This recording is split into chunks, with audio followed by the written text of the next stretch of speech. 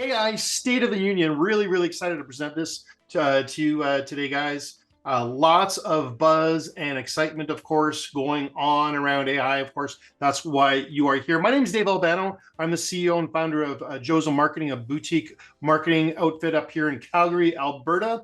And I work directly with our wonderful peeps over here. You see Damian Papworth from Globital. So I'm their fractional CMO, and Damian is CEO of Globital, the premier white label agency service provider on the planet. We also have Stephen Slotow, or Stephen Slots, as he's affectionately known.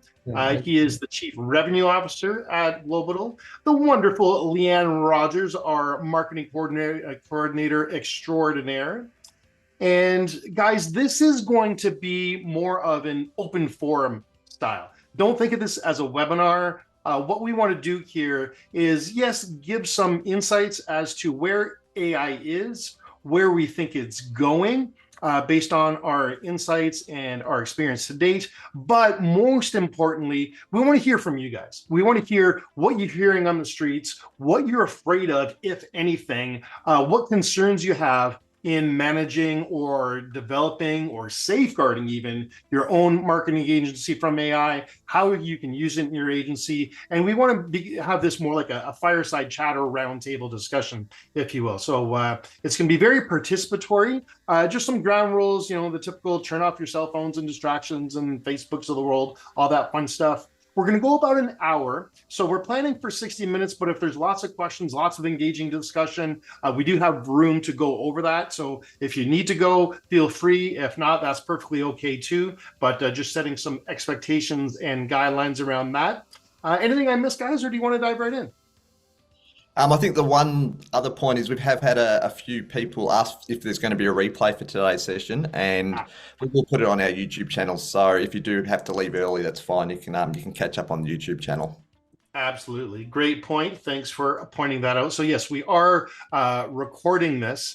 And to that end, what I'd like to do is just set some context, because we all know how AI has taken the world by storm, and so much so that the biggest players on the planet are jumping on board. Microsoft is, implementing AI everywhere in all their systems, and the Googles of the world and all that fun stuff, right? So they have like, $10 billion acquisitions for, open AI. So everyone's jumping in with both feet. And that's why we wanted to have this roundtable discussion, because it's, yes, certainly a trendy topic, but not so much a shiny object. I don't want you to think this is a shiny object syndrome. It's not like Clubhouse. Remember the old Clubhouse days? And everyone jumped on board Clubhouse because it was the next new big social thing. And now there's crickets about Clubhouse. This isn't that.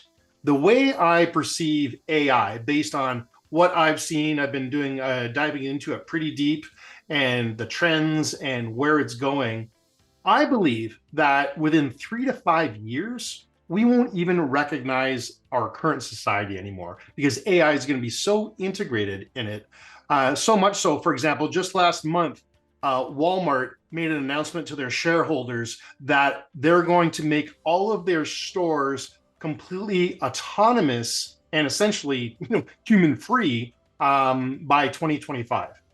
So we're already going into Walmart and self-scanning our own products. So they're getting rid of the cashiers. They're going to be having like robots stock the shelves somehow and all these things. So we're going to have autonomous stores. We're going to have Microsoft integrate AI right into the online tools that we all know and love, like Google Sheets and Docs. You're going to be able to integrate stuff like ChatGPT or OpenAI stuff right into that. So it's going to become ubiquitous. And to be honest, we've already been seeing that with the likes of Siri, or even Netflix. We're talking to our phones to say, hey, Siri, what's the weather today? And it talks back. That's AI. It's already here, and it's kind of integrated or squeezed itself into our lives without us even really noticing that much. But I think it's going to become much more so. So just some context setting. So we're so glad that you guys are all here. Again, if you have video, feel free to show your smiling faces. We would love to see you all engage, interact, and just so you're not staring at four talking heads. Like I feel like I'm on the Brady Bunch with the squares, and we gotta look up and down. And if you remember that old show. Anyway, with all that little preamble out of the way, I'm going to turn it over to Damian, affectionately known as Damo, to his friends and loved ones. So, Damo, why don't you take it away, my friend? Yeah, cool. So, no, it's a really interesting and clearly a disruptive time for the marketing industry. Um, Digital marketing as well, obviously as a subset to the marketing industry. I've got a little bit of a, Dave and I sort of bounce off each other a little bit with AI. I'm a little bit more cautious with where it's going and where it could go for us. And, one of the things I talk a lot with my team about is approaching this with equal measure of caution and aggression to try to thread the right path through the next 2 to 3 years. And part of that is making sure that we stay relevant as an industry, while continuing this idea that we can provide real value for our clients. And when Dave and I sort of bounce off each other a little bit with it, we sort of talk about things like, on one sort of side of things, the whole platforms, all the platforms that drive digital marketing could be completely different in 3 years. So with that as a backdrop, we compare that down with, on the other side, we're still going to have plumbers who are so busy that they're going to be up at 10 o'clock at night doing their quotes and their invoices because they're so busy they don't have time to even get their invoices out to get paid. And the dentist is still going to be doing dentistry. My dentist actually has got a really good business, and I keep thinking about Murray as an example. He's got a really good dentistry business. He doesn't do dentistry anymore, but he's gone into property development. So he's bought the building, the entire building that hosts, I think 15 professionals or whatever, and he's now the landlord. These type of business owners don't want to go and spend time learning ChatGPT so they can do their prompts, so they can write a blog post. There's definitely going to be a role for professionals to match business owners with their prospects, even though the tools might change.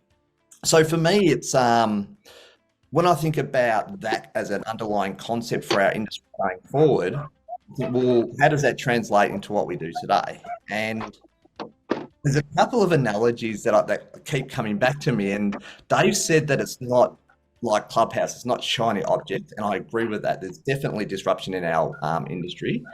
And a good example of that is I have some advisors around me talking about things like, private equity firms who talk about where they're investing.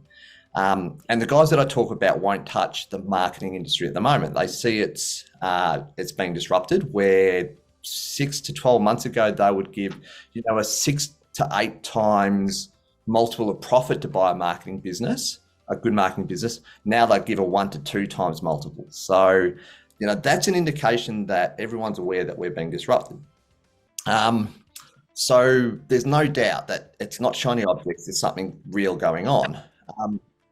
But one of the analogies that I keep coming back to, every time I jump on LinkedIn or Facebook, all I see now is messages of, I've developed this prompt thing, I go buy my prompt book, or I've developed this little piece of AI software and it basically does the same as ChatGPT.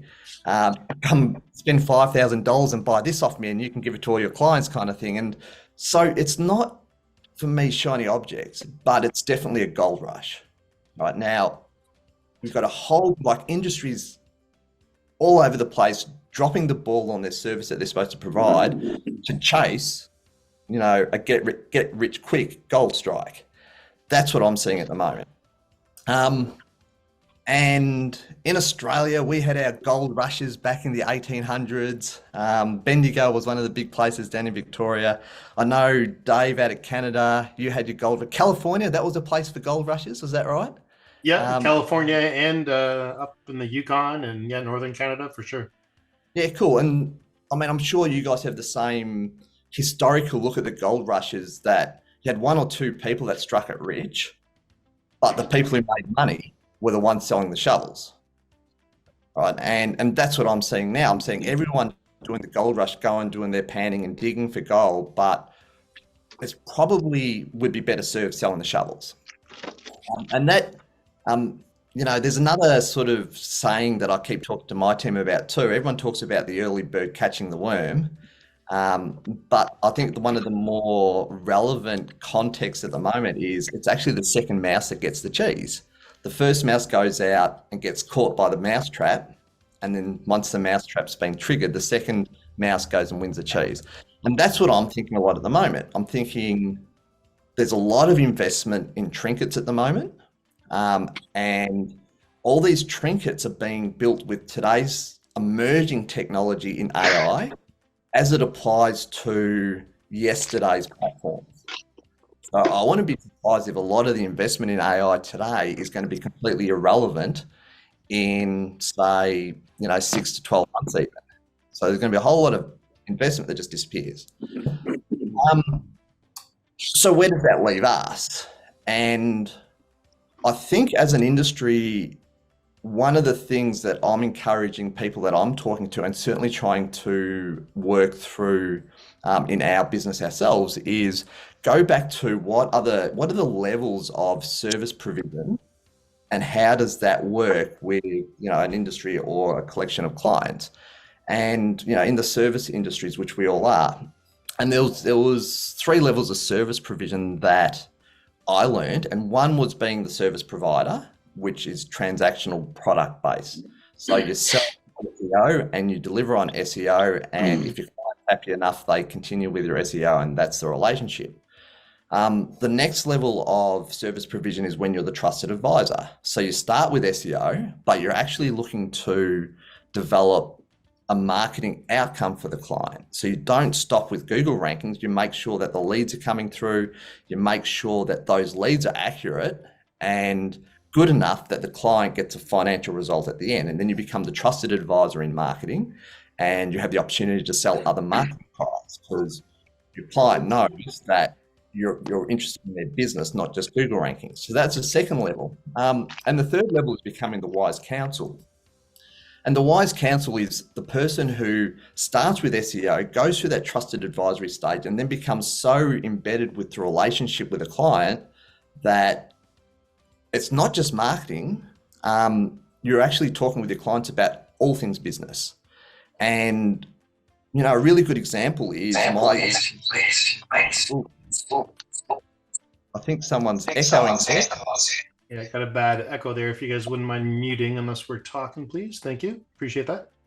Yeah, a really good example of a wise counsel in my business is a guy called Ian Kennedy. And now he started off as my lawyer. And our relationship developed to the extent where, and I was doing SEO for him, but our relationship developed to the extent where he had a court case that he was working on. This is about 4 or 5 years ago. He had a court case he was working on, and I was his expert witness. And we won the court case, and it was about trademarking keywords with Google Ads. Now we won the case with my expert witnessing and his expert lawyering, and we ended up creating precedent in Australia. So that there was law that came out of that case that is now, it's now law in Australia.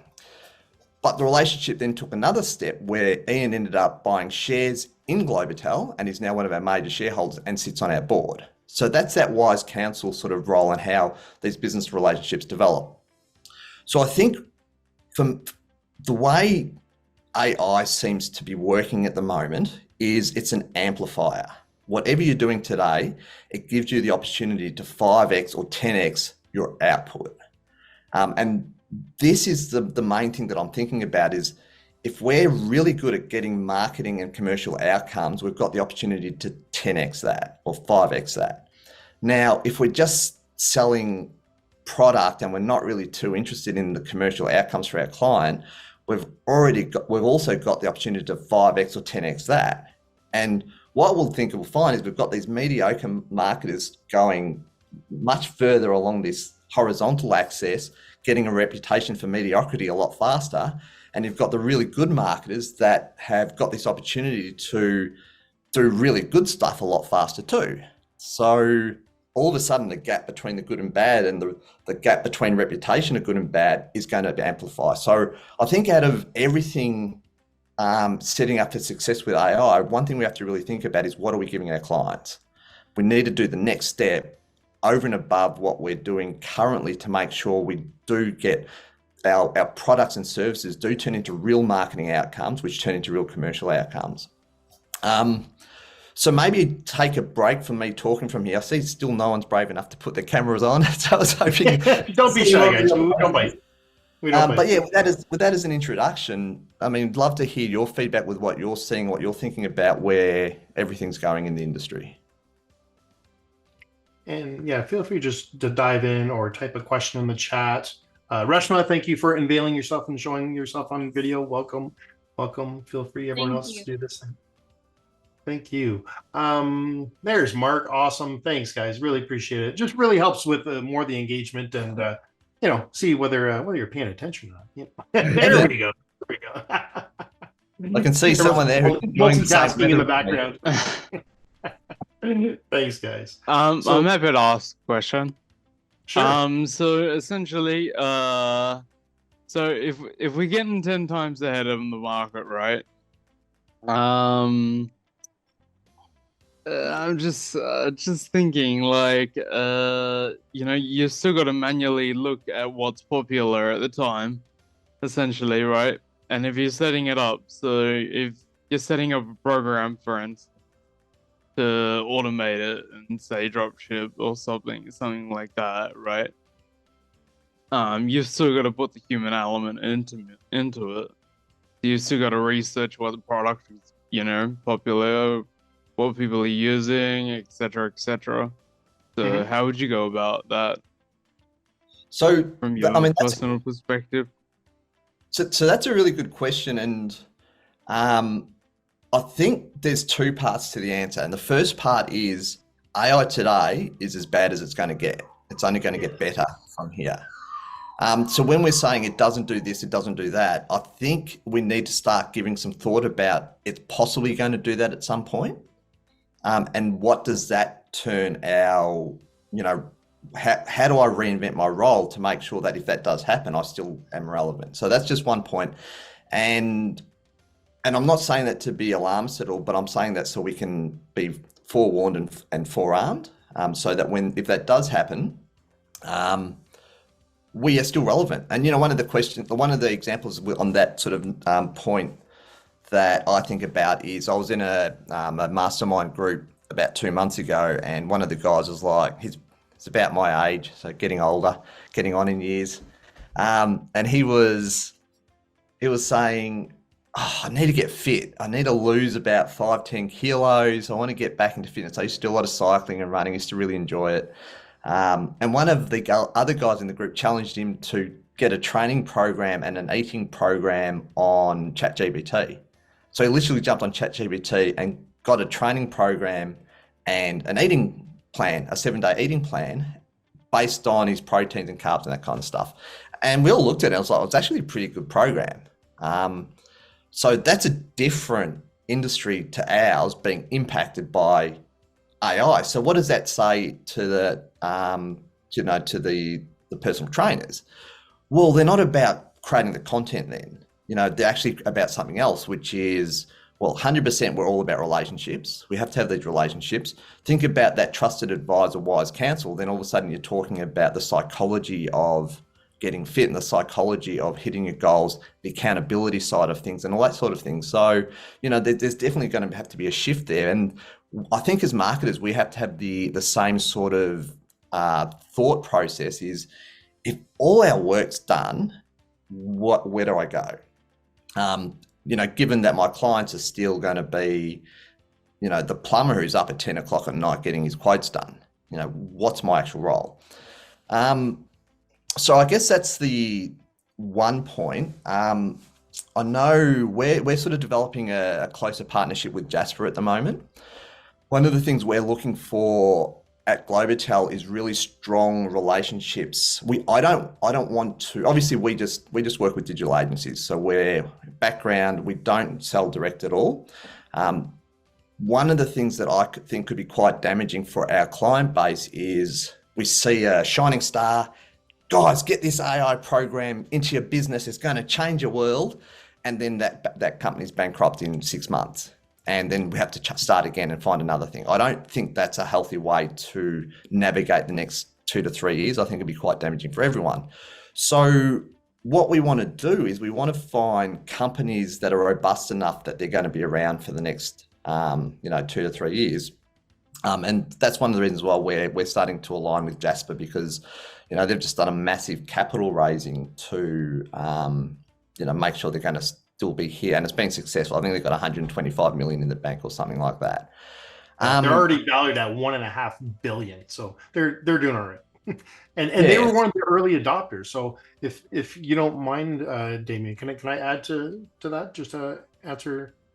So if I forget my point, just tell me it's about the redistribution of copy information, because that's the answering the original question. But yeah, go ahead, Dave.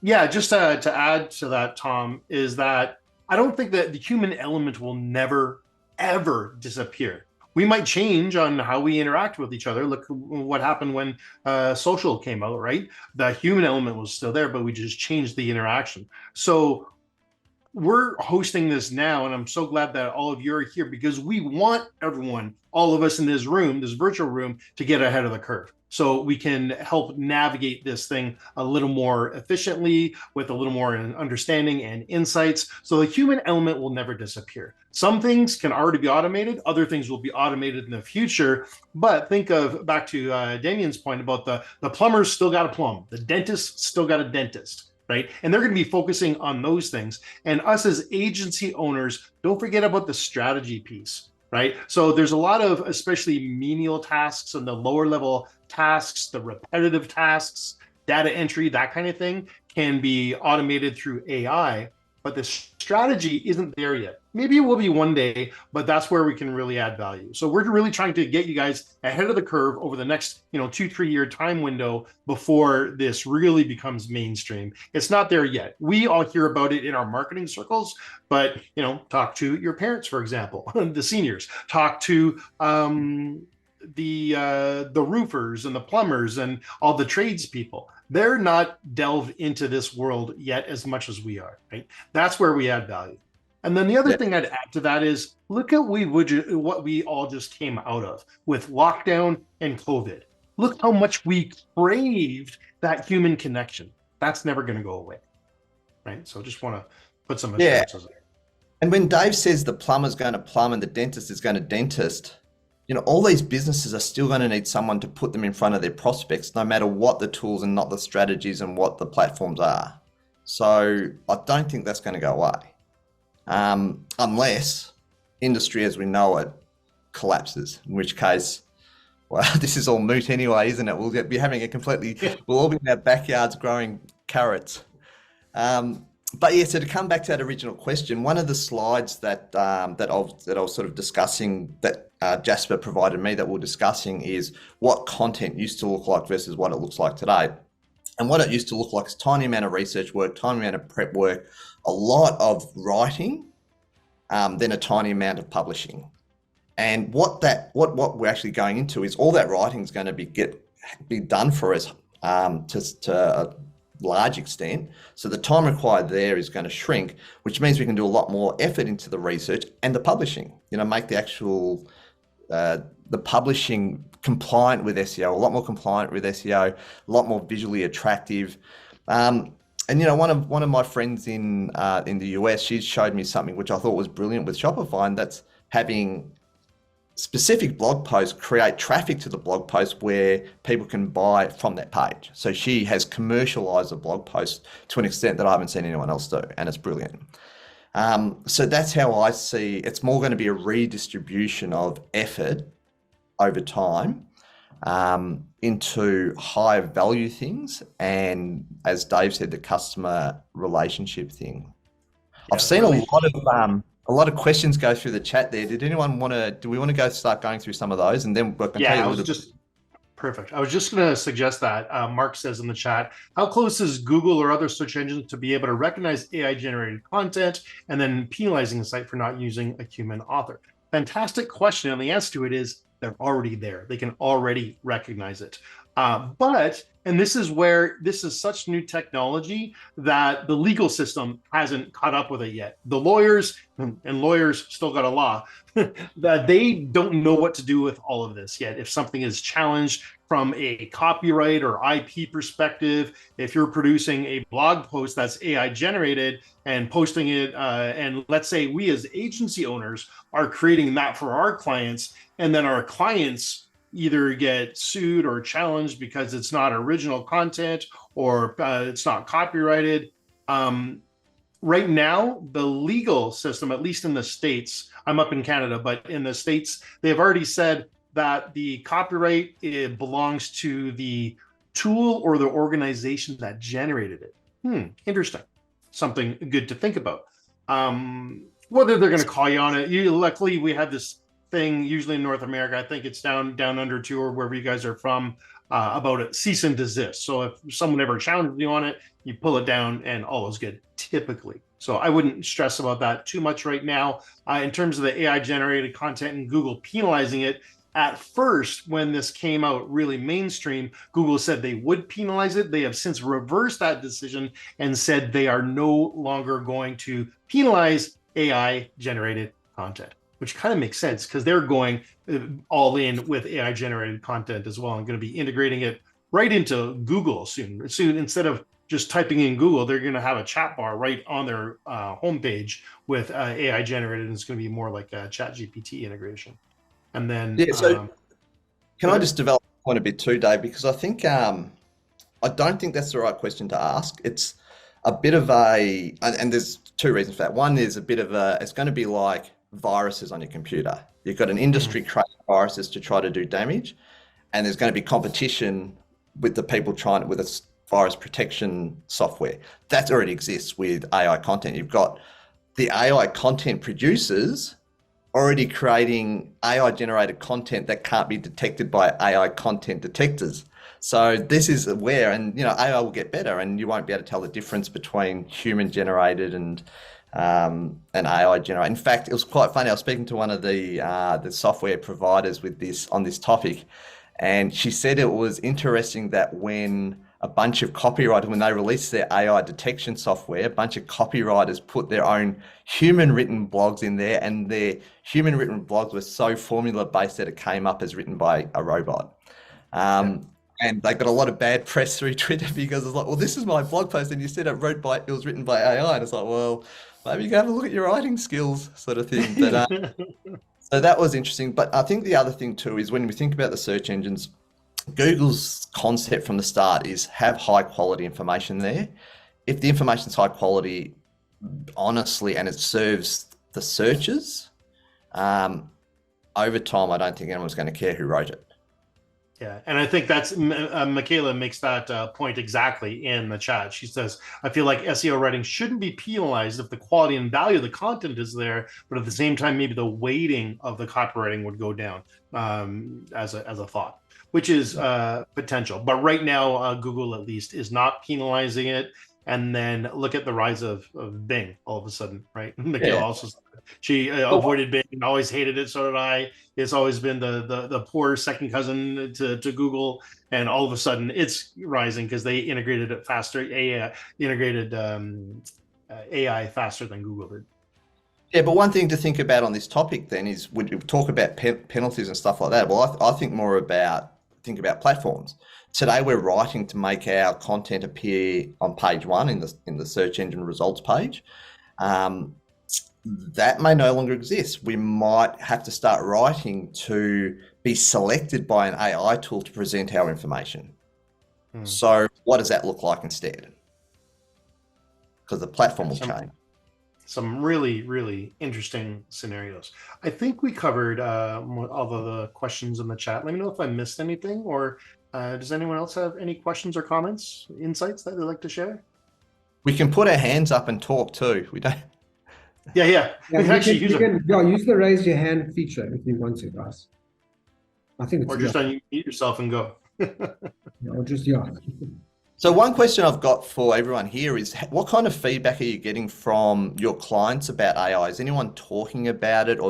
I know our copywriters in South Africa said some of the agencies are saying that some of their clients specifically don't want it.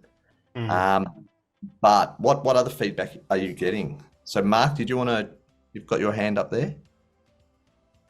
Yeah, so just real quick, I wanted to ask, just so I understand this right, what I've been telling people about content, whether that's web content or blog content or whatever, that's written by an AI, is that basically you use it as your rough draft, and you go through and you correct it, you put your own tone in there, you in essence rewrite it once it's written, and then Google really doesn't have any way of detecting whether or not it's whether or not it's generated by AI or not. Am I still accurate in saying that? Am I understanding what you're saying right? I just want to make sure I'm not going the wrong direction here.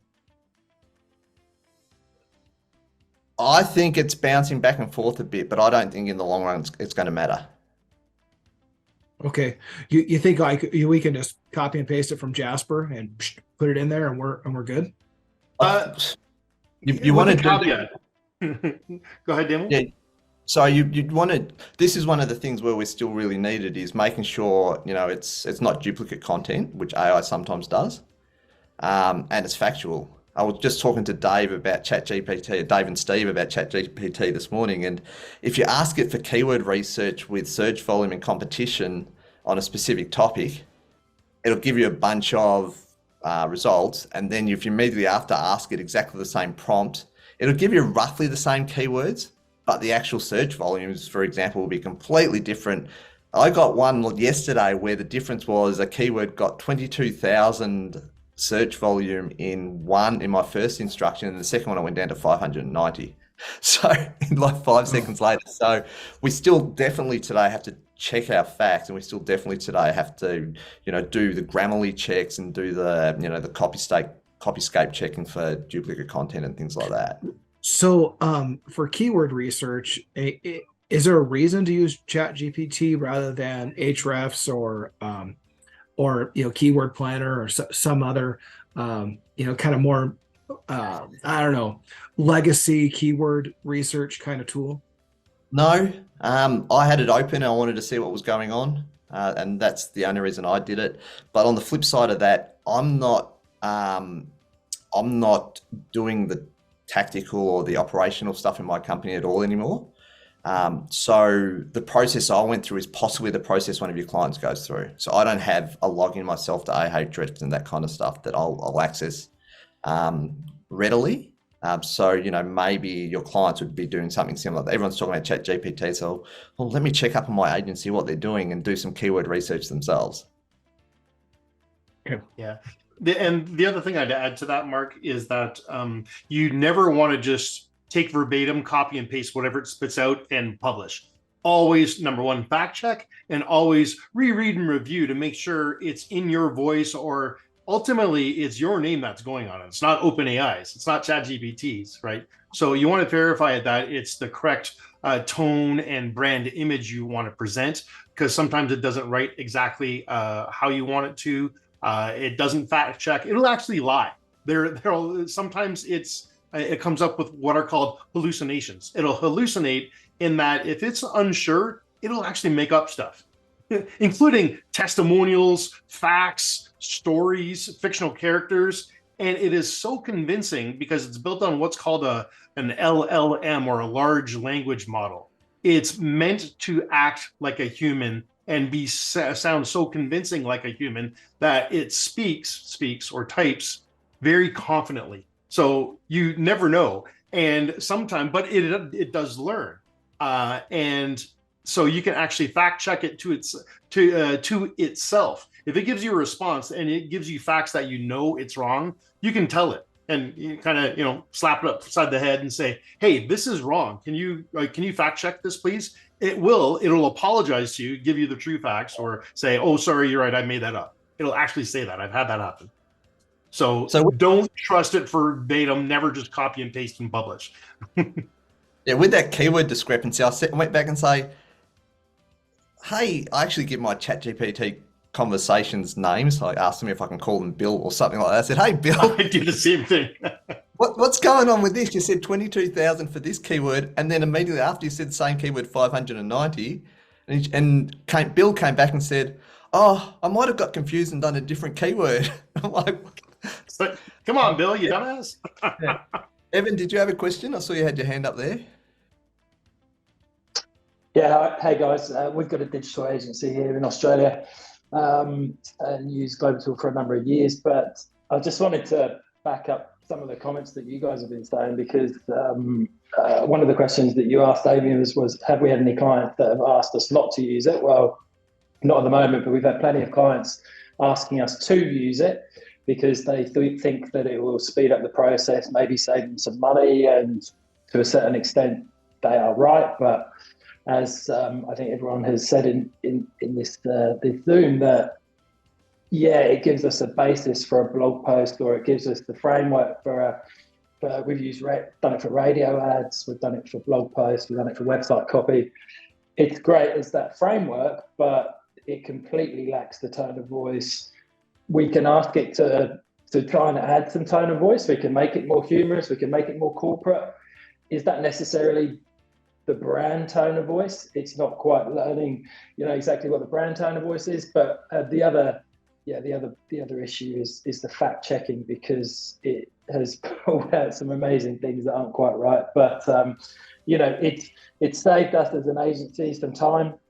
It's not the solution for everything at the moment, but it's something that clients are definitely aware of. We've had an air conditioning client come to us and say, right, we want you to use ChatGPT, and that was at the start in January, before we'd really kind of got across it. So those people on the street are definitely not talking about it, and I tell you who's definitely talking about it is kids.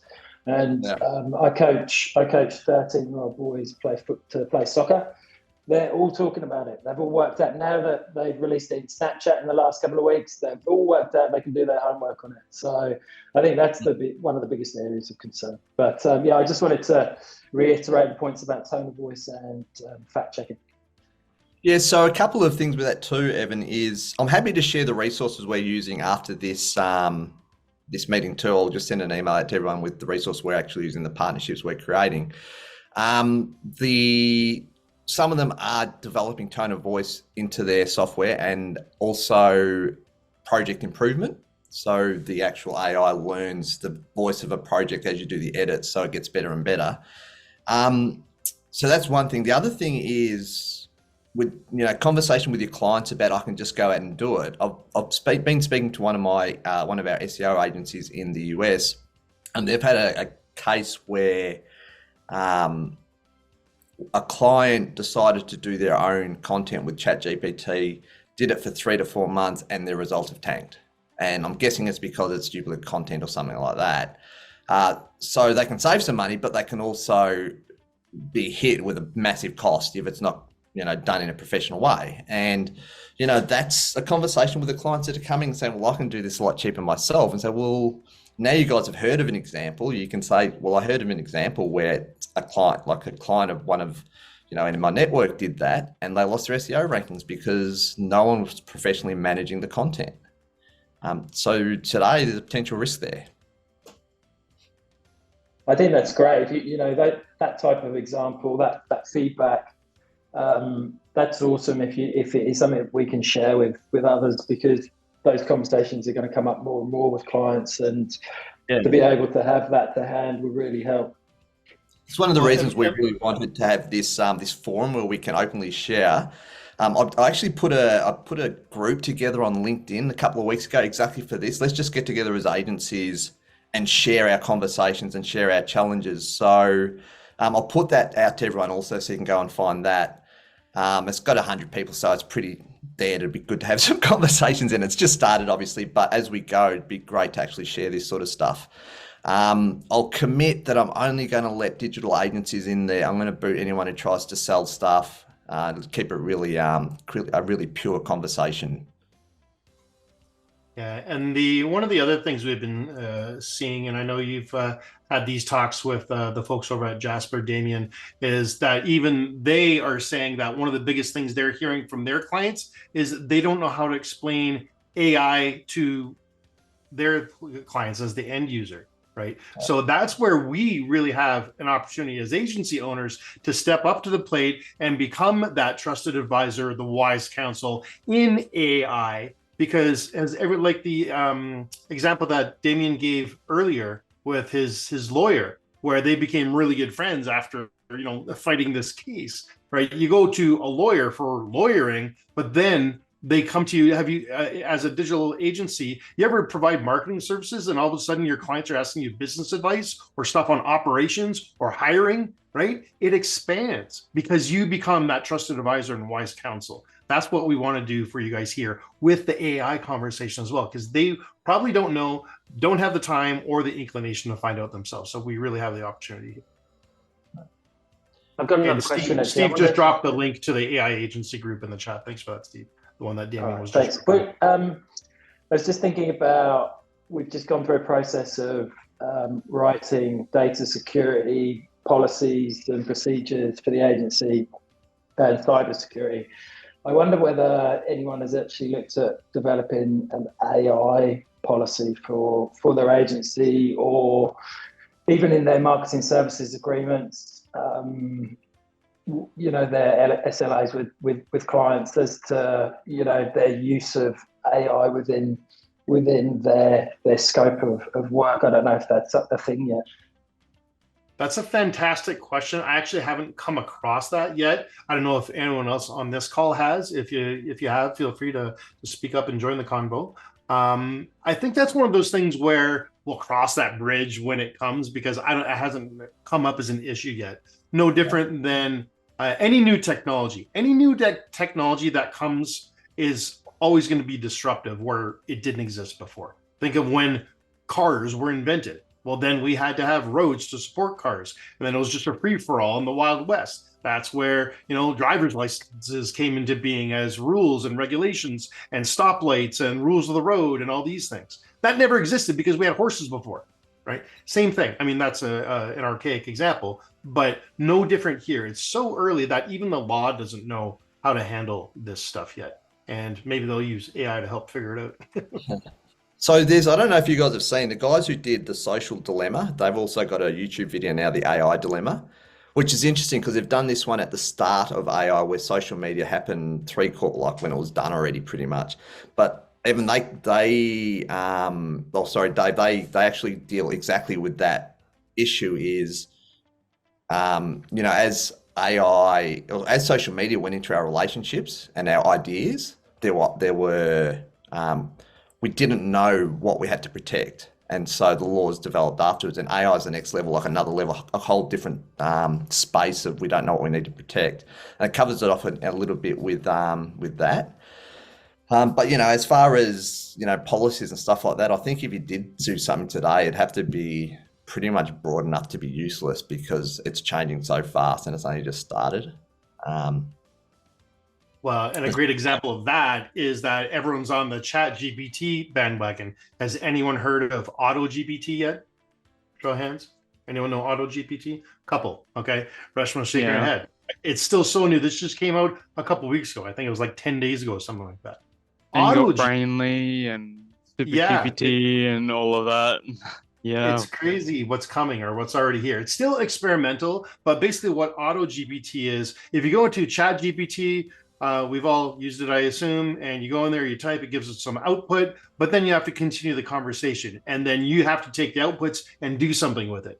What AutoGPT does is automate those processes, wherever you're from, and goes out into the world and does the actions. Anything any human can do behind a keyboard, it can basically do. So let's say you can tell it to act as a SEO researcher, and you're going to search these keywords in this industry, report back to me, and then write a report save that report to a file on my hard drive, then publish it and do a text to speech video, create a video out of the article and out of the keyword on the report, and then publish it to YouTube. It can talk to all these different things out in the world. And you can either approve each step. You can see the dialogue it has with itself and the action steps and the plans it critiques itself. And then you can approve its plan manually, individually, if you want to be careful, or you can let it run continuously and it'll do it to completion with no human input. It's crazy. Still experimental. It's not perfect, but that's already out. And that's, again, where AI is right now is the worst it's ever going to be. It's only going to get better from here. Yeah, I was just going to add to that as well. Using Auto GPT, it's essentially a loose cannon. It can, it can be let out of control. Like if you're giving it details, it's like, the wrong sort of prompts, essentially. No different than ChatGPT, where it sometimes gives 100%, infactual, unfactual output. Or yeah, I know what Tom's saying. It continues on though, and that's the issue with it. That's why it's still experimental. It's not ready for prime. Yeah, and I think especially if you're linking it in with other, GPT software like Brainly and that Super GPT and all of that. You've really got to be careful with how far and how much to the extent of how much you can take it, if that makes sense.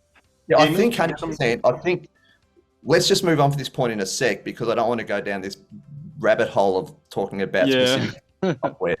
But when is it ever a good time or opportunity in your business to completely abdicate rather than delegate? It never is. So Auto GPT is a abdicate thingo, and what could go wrong? Yeah, only everything. Only everything. Yeah, exactly. So I think, and this is something we need to talk to our clients about too. Never abdicate. You can only delegate. You're still responsible and you still need to know what's going on. I just want to throw a question out to everyone, moving different topic, because one of the things that concerns me at an industry level is I've had 3 coaches I've seen demonstrate how they can create fake testimonials using ChatGPT that read really well. The question I've got is, where do you think trust in content is going to go? Is it going to get to the stage where no one trusts anything they read online anymore? Well, I think with deepfakes and whatnot, I think it's going to get to a stage with, I think it's going to be a trust issue in general, to be quite honest with you.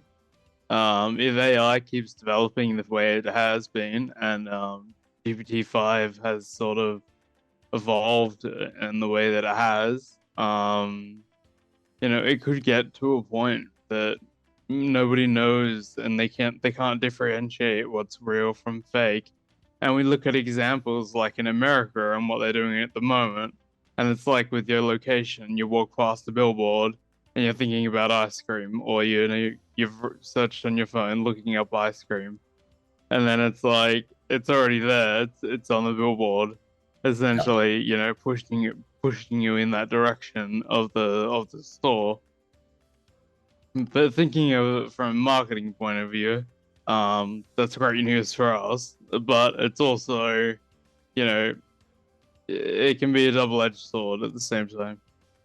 Well, and I think that reinforces the point I made earlier about the human connection and the trust factor. We trust people we do business, and if it was good enough for Warren Buffett, it's good enough for us. We do business with people who we know, like, and trust. You don't really know AI. You don't know some bot that's out there, or Auto GPT that's spinning its wheels doing things out in the world. So again, I think that really reinforces the point and the opportunity we have to make those deeper connections with our clients, really get inside their needs and look for those outcomes that they're wanting that we can deliver on. I think it's a huge opportunity for all of us. Yeah, I 100% think too. I think the trust thing is a problem, and it's not here yet. It's on its way, not here yet. But I see that more as an opportunity for us as digital agencies rather than a threat. We can prove trust because we've got this, and this in place. If you can prove trust, then it's been one of those things that separates you along that path to get to that wise counsel. Yeah. I just want to do a quick time check here. We got 10 minutes left, and I want to shift the convo over to Stephen, if that's okay, and just let everyone know what you guys are doing over at Globital. Sure, Just David. to Sorry, see how we're supporting everyone. before we go there, sorry, there's a good question here also, I think from a running an agency perspective from Michaela. She's obviously in the public space, and she can't ask it herself, but she's put it in the chat asking about transparency, but not being sure how much in her digital agency she should divulge. You know, about how much AI they're actually using. She's saying she currently uses AI for mostly project management, but still wants to position the conversation so that they're coming across as a valuable investment. So I'm wondering if anybody's has any advice from your agency perspective about how she could go, how you are handling that issue of divulgence to your clients. So, I mean, a good question to frame that is, you know, I'm sure our accountants are using AI for various bits of project management, and, you know, our lawyers definitely do. Do you expect them to tell you what, I mean, unless AI becomes a product, I don't think you need to disclose how you're managing a business. Different topic if AI is the product though. Obviously, if your content is 100% AI based, that should be disclosed, I think. That's just my personal opinion. But as far as managing a business, how you do your resourcing, that kind of stuff, I don't know if you need to disclose too much down that. That's like your confidential information. Yeah. Cool. I don't know if there's if there's anyone who disagrees or other perspectives. Yeah, sorry, Damian, just to jump on the bandwagon there. I'm just playing devil's advocate here. But isn't it already a subscription-based sort of product? Like, we have the free version, don't get me wrong, but you know, the further you dive into it, you know, they're asking for $1 here, $3 here, you know, etc., and it goes on from there. So it's like, how do we reverse it back to what it's meant to be originally for, and use the tool for what it needs to be used for? You know what I mean? Like, to build the structure for it. Not sure how that relates to transparency with clients. Yeah, so it relates to transparency with clients because they want to know what they're spending. I guess it comes back to the thing. Are they buying value, or are they buying, you know, the pieces of the machine? Yeah, and I guess that's a good question that we can take back to them and sort of, you know, sort of word it in a diplomatic way, that we can be like, hey, look, we have this software, we have this thing that we can, you know, it can be majorly beneficial for your business. You know, it's up to you whether you want to take that chance. And I think that's the human element to it as well, which is a good thing. Yeah, I think also when you said chance, I don't think that's the right sort of framing for it. I think quite often, certainly, I got in my network a few sales coaches, and they talk quite a lot about how, I mean, Matt, one of my sales coaches in the past, talked about, he went to a sales team, there was 30 people in the sales team all selling the same product with the same training, and he asked them, what is the most common objection you get? And the most common objection was different for everyone in the room. I mean, not perfectly different, but obviously you have some people it's money, some people was decision maker not in the room, that kind of stuff, but the same people got the same stuff because it's a reflection of what's going on inside. So, you know, with Globital, we sell standard SEO packages. We have agencies that will price an SEO package for $800, a different agency the same package for $2,500, and the one that prices it high usually is the one that sells more of them. I mean, why is that? It's because it's a different mindset as to what the product is and what the value is, and how that comes through with our conversations. And I don't think AI is any different, unless, of course, you're giving someone content that's possibly got a copyright over it that the end client doesn't own. That's the kind of stuff they need to know about. That's my okay. Yeah, and yeah, the way I I've been completely agree with positioning that. it, the way I've been positioning it, and this goes to Michaela's comments too in the chat and this conversation, is that we're now an AI enabled agency. Yes, we use AI for some things, but there's always the human element, like I was discussing before. But you don't have to divulge, I don't think anyway, every single touch point that you use AI for, as long as they know that you're using AI in the background. No different than how many subscription tools do we use in our agencies? There's tons, by most agencies. And do you tell all your clients what you do to for your inner workings or for your agency, or how you operate or how you deliver? Not necessarily, right? But I mean, is it going to become so ubiquitous people are just going to assume anyway? Like, do you tell people use Google to do research? No, because it's so ubiquitous, right? AI is going to get there as well.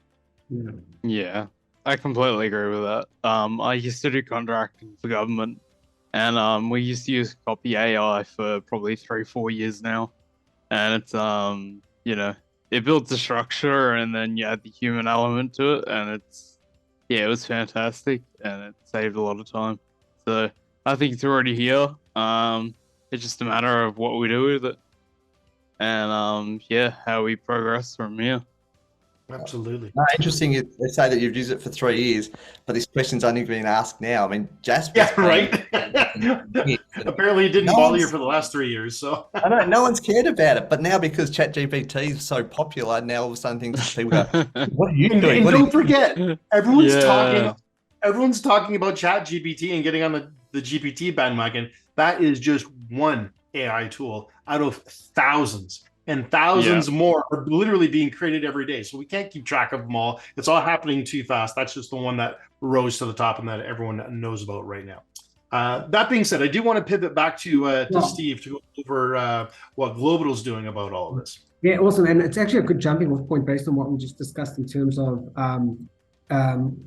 transparency and around the human elements. I think these are two elements that have come up in this chat, which is important. And I think the way that we're handling the conversation with the agencies that we support is one around exactly those two things. Is we're coming forward and we're saying we are using AI, but we're using it to enable and to optimize the human element of what we do. So we're not replacing our human teams or the efforts that they make. We're using it to enable what they do. So a great example is our copywriting, AI copywriting project, which we've launched already, and it's basically just a product that's out there to level out to level up basically the output produced by our human copywriters. So it's an improvement on existing copy or creating new copy, but the idea is that it allows our writers and the team to brainstorm ideas, conduct research, produce content in a shorter, quicker time frame at a much higher level. And then obviously with that, we're able to pass those savings and pass that reduced cost onto the agencies that we support. So, the messaging that we're having around it is, your content that we're getting created is AI powered. And obviously the agencies have a choice if they want to use that AI tool or they that AI copywriting, or they want to just use traditional, we call it humans these days. But they want to use the traditional human beings to write the content alone.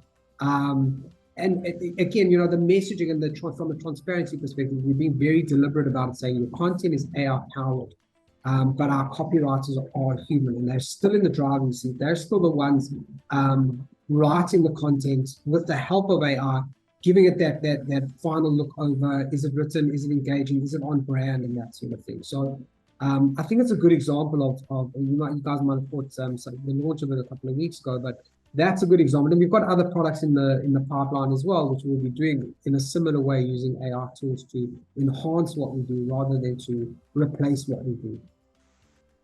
Yeah.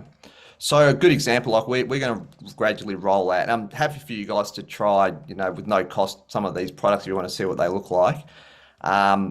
We'll send some info about that too after the webinar. But some of the things we're going to do some, basic generative content-based enhancements to our products. But I'm really interested in seeing too.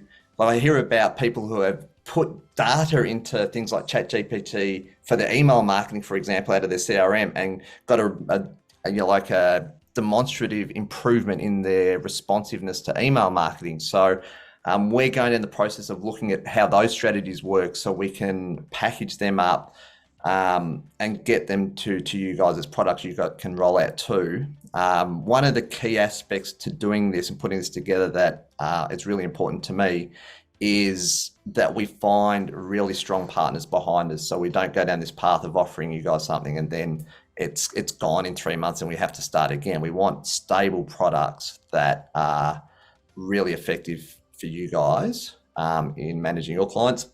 And then the next step for us too, once that's in place, is what we'd like to do is create modernization as a product for our digital agencies so that they can go out to their clients, like the plumbers and dentists and so forth, and have the conversation as a wise counsel. Hey, AI's been around now, it's here, you've got to move forward.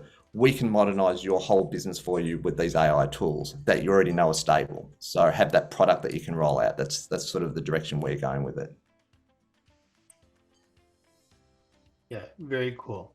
We're just about at the top of the hour. I just want to open it up for any last minute questions before we wrap. I just want to take a temperature of how everyone's time frame and how we're feeling about discussion so far, and if there's any other. Vanessa and Yvette, welcome, guys. I see you just jumped in now. If you do have any questions, obviously you missed a lot, but you want to ask. Yeah. And the other thing I'd like to know is we want this conversation to keep going. So are there aspects you'd like to dig deeper into? Because we can, like in 4 weeks or 6 weeks, set up another one and we can go deeper into various aspects. So we'd love to have that feedback too. Yeah, we can do this once a month or something, guys, and especially, depending on your interest levels and where you want to go from here. This is the start of a conversation, not the end of one. So feel free to jump in there. In terms of services, Chantel is who I am. What commitment to the future. Well done, Chantel, for making it here over in South Africa.